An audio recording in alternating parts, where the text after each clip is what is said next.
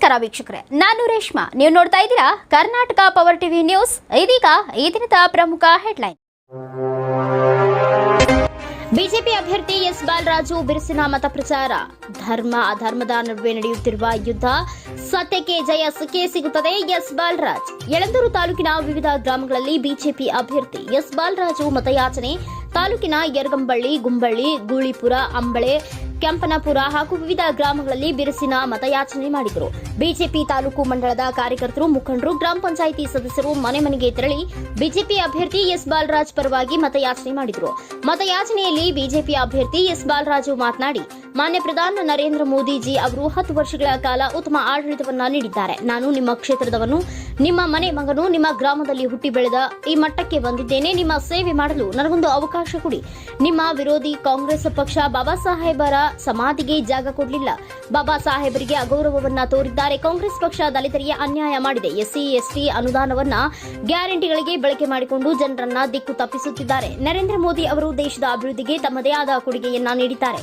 ದೇಶದ ಸಮಗ್ರ ಅಭಿವೃದ್ಧಿ ದೃಷ್ಟಿಯಿಂದ ವಿಶೇಷವಾದ ಕಾಯ್ದೆಗಳನ್ನ ಜಾರಿ ಮಾಡಿದ್ದಾರೆ. ಆದ್ರಿಂದ ಮತ್ತೊಮ್ಮೆ ಮೋದಿ ಸರ್ಕಾರವನ್ನ ಅಧಿಕಾರಕ್ಕೆ ತರಬೇಕು. ಹಾಗಾಗಿ ಈ ಚುನಾವಣೆಯಲ್ಲಿ ನನ್ನನ್ನ ಅತಿ ಹೆಚ್ಚು ಮತಗಳನ್ನ ನೀಡಿ ಗೆಲ್ಲಿಸಬೇಕು ಎಂದು ಮನವಿ ಮಾಡಿದರು.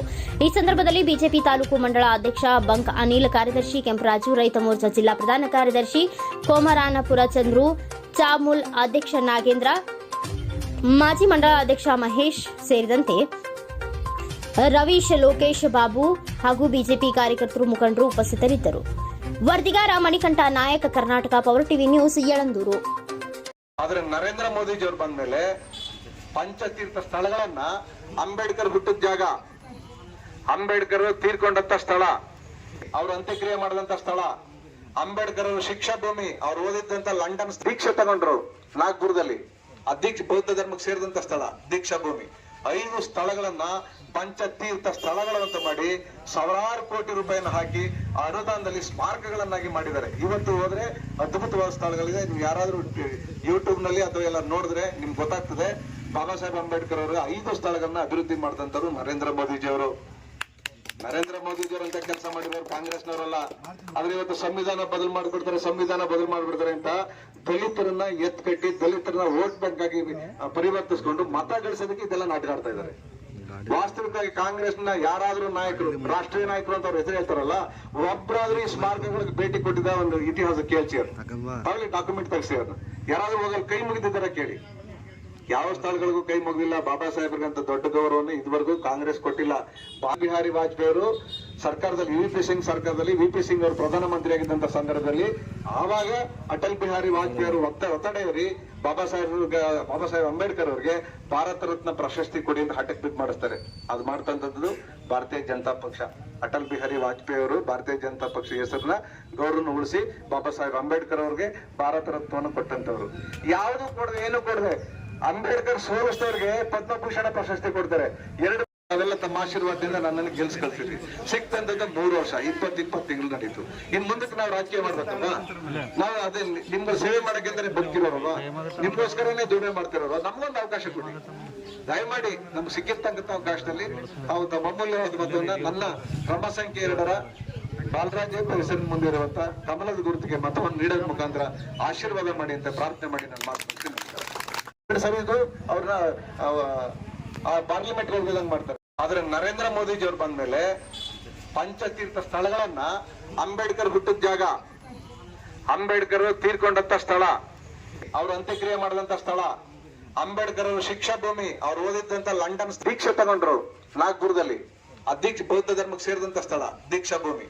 5 ಸ್ಥಳಗಳನ್ನ ಪಂಚತೀರ್ಥ ಸ್ಥಳಗಳಂತ ಮಾಡಿ ಸಾವಿರಾರು ಕೋಟಿ ರೂಪಾಯಿನ ಹಾಕಿ ಅನುದಾನದಲ್ಲಿ ಸ್ಮಾರಕಗಳನ್ನಾಗಿ ಮಾಡಿದ್ದಾರೆ. ಇವತ್ತು ಹೋದ್ರೆ ಅದ್ಭುತವಾದ ಸ್ಥಳಗಳಿದೆ. ನೀವು ಯಾರಾದ್ರೂ ಯೂಟ್ಯೂಬ್ ನಲ್ಲಿ ಅಥವಾ ಎಲ್ಲ ನೋಡಿದ್ರೆ ನಿಮ್ಗೆ ಗೊತ್ತಾಗ್ತದೆ. ಬಾಬಾ ಸಾಹೇಬ್ ಅಂಬೇಡ್ಕರ್ ಅವರು 5 ಸ್ಥಳಗಳನ್ನ ಅಭಿವೃದ್ಧಿ ಮಾಡಿದಂತವ್ರು ನರೇಂದ್ರ ಮೋದಿಜಿ ಅವರು. ನರೇಂದ್ರ ಮೋದಿಜಿ ಅವರಂತ ಕೆಲಸ ಮಾಡಿದವರು ಕಾಂಗ್ರೆಸ್ನವರಲ್ಲ. ಆದ್ರೆ ಇವತ್ತು ಸಂವಿಧಾನ ಬದಲು ಮಾಡ್ಬಿಡ್ತಾರೆ ಅಂತ ದಲಿತರನ್ನ ಎತ್ಕಟ್ಟಿ ದಲಿತರನ್ನ ವೋಟ್ ಬ್ಯಾಂಕ್ ಆಗಿ ಪರಿವರ್ತಿಸಿಕೊಂಡು ಮತ ಗಳಿಸೋದಕ್ಕೆ ಇದೆಲ್ಲ ನಾಟಕ ಆಡ್ತಾ ಇದ್ದಾರೆ. ವಾಸ್ತವಿಕವಾಗಿ ಕಾಂಗ್ರೆಸ್ನ ಯಾರಾದ್ರೂ ನಾಯಕರು, ರಾಷ್ಟ್ರೀಯ ನಾಯಕರು ಅಂತ ಅವ್ರ ಹೆಸರು ಹೇಳ್ತಾರಲ್ಲ, ಒಬ್ಬರಾದ್ರೂ ಈ ಸ್ಮಾರಕಗಳಿಗೆ ಭೇಟಿ ಕೊಟ್ಟಿದ್ದ ಒಂದು ಇತಿಹಾಸ ಕೇಳ್ಸಿಯರ್ ತಾವಲ್ಲಿ ಡಾಕ್ಯುಮೆಂಟ್ ತೆಗ್ಸಿ. ಯಾರಾದ್ರೂ ಹೋಗಲು ಕೈ ಮುಗಿದಿದ್ದಾರ ಕೇಳಿ. ಯಾವ ಸ್ಥಳಗಳಿಗೂ ಕೈ ಮುಗಿದಿಲ್ಲ. ಬಾಬಾ ಸಾಹೇಬ್ರಿಗಂತ ದೊಡ್ಡ ಗೌರವವನ್ನು ಇದುವರೆಗೂ ಕಾಂಗ್ರೆಸ್ ಕೊಟ್ಟಿಲ್ಲ. ಬಿಹಾರಿ ವಾಜಪೇಯಿ ಅವರು ಸರ್ಕಾರದಲ್ಲಿ ವಿ.ಪಿ. ಸಿಂಗ್ ಸರ್ಕಾರದಲ್ಲಿ ವಿ.ಪಿ. ಸಿಂಗ್ ಅವರು ಪ್ರಧಾನಮಂತ್ರಿ ಆಗಿದ್ದಂತ ಸಂದರ್ಭದಲ್ಲಿ ಆವಾಗ ಅಟಲ್ ಬಿಹಾರಿ ವಾಜಪೇಯಿ ಅವರು ಒತ್ತಡ ಏರಿ ಬಾಬಾ ಸಾಹೇಬ್ ಅಂಬೇಡ್ಕರ್ ಅವರಿಗೆ ಭಾರತ ರತ್ನ ಪ್ರಶಸ್ತಿ ಕೊಡಿ ಅಂತ ಹಠಕ್ಕೆ ಬಿದ್ದು ಮಾಡಿಸ್ತಾರೆ. ಅದು ಮಾಡ್ತಂಥದ್ದು ಭಾರತೀಯ ಜನತಾ ಪಕ್ಷ. ಅಟಲ್ ಬಿಹಾರಿ ವಾಜಪೇಯಿ ಅವರು ಭಾರತೀಯ ಜನತಾ ಪಕ್ಷ ಹೆಸರನ್ನ ಗೌರವನ ಉಳಿಸಿ ಬಾಬಾ ಸಾಹೇಬ್ ಅಂಬೇಡ್ಕರ್ ಅವ್ರಿಗೆ ಭಾರತ ರತ್ನವನ್ನು ಕೊಟ್ಟಂತವ್ರು. ಯಾವುದು ಕೊಡದೆ ಏನು ಕೊಡದೆ ಅಂಬೇಡ್ಕರ್ ಸೋಲಿಸಿದವ್ರಿಗೆ ಪದ್ಮಭೂಷಣ ಪ್ರಶಸ್ತಿ ಕೊಡ್ತಾರೆ. ಎರಡು ಕ್ಷೇತ್ರದಲ್ಲಿ ನಾನೀಗ ಕೊಳ್ಳೇಗಾಲ ಕ್ಷೇತ್ರದ ಯಳಂದೂರು ತಾಲೂಕಲ್ಲಿ ಪ್ರವಾಸ ಮಾಡ್ತೇನೆ. ಎಲ್ಲ ಪ್ರೀತಿಪೂರ್ವಕವಾಗಿ ನಮ್ಮ ಜೊತೆ ಈ ಕ್ಷೇತ್ರದಿಂದ ಒಂದು ಅಭಿಪ್ರಾಯ ಮಾಡ್ತೇನೆ. ಎಲ್ಲಕ್ಕಿಂತ ಹೆಚ್ಚಾಗಿ ಇವನು ನಮ್ಮ ತಾಲೂಕು ನಮ್ಮ ಹುಡುಗ ಅನ್ನುವಂಥ ರೀತಿಯಾದ ಔದಾರ್ಯ ಮಾಡ್ತಾರೆ. ಕ್ಷೇತ್ರದಲ್ಲಿ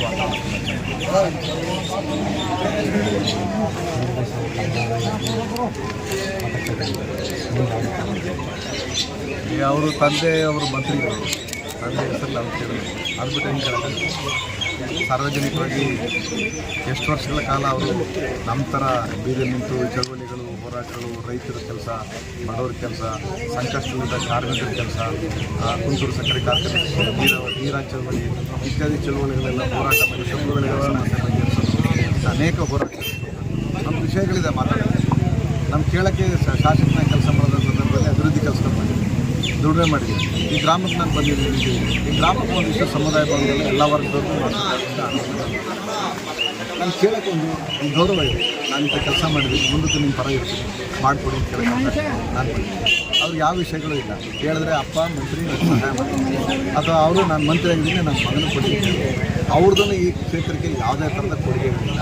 ಇಲ್ಲಿ ಯಾರನ್ನೂ ರಾಜಕೀಯವಾಗೂ ಬೆಳೆಸಿಲ್ಲ, ಯಾವ ಅಭಿವೃದ್ಧಿ ಕೆಲಸಗಳನ್ನು ಮಾಡಿಲ್ಲ. ಅವ್ರು ಶಾಸಕರಾಗಿ ಸಚಿವರಾಗಿ ಭಾಳ ವರ್ಷಗಳಿಂದ ಮಾಡಿದ್ದಾರೆ.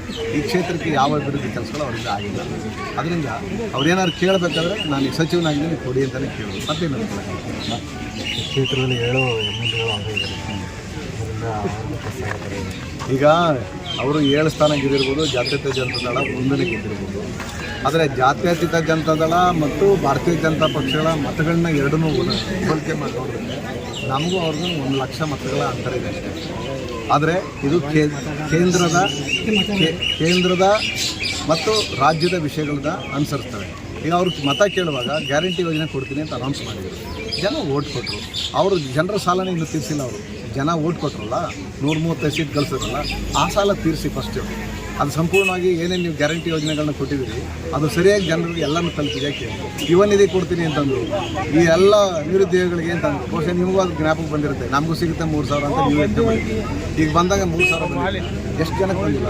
99% ಜನರಿಗೆ ಇವತ್ತಿಗೂ ಆ ಯುವ ನಿಧಿ ತಲುಪಿಲ್ಲ, ಕೊಡಲ್ಲ.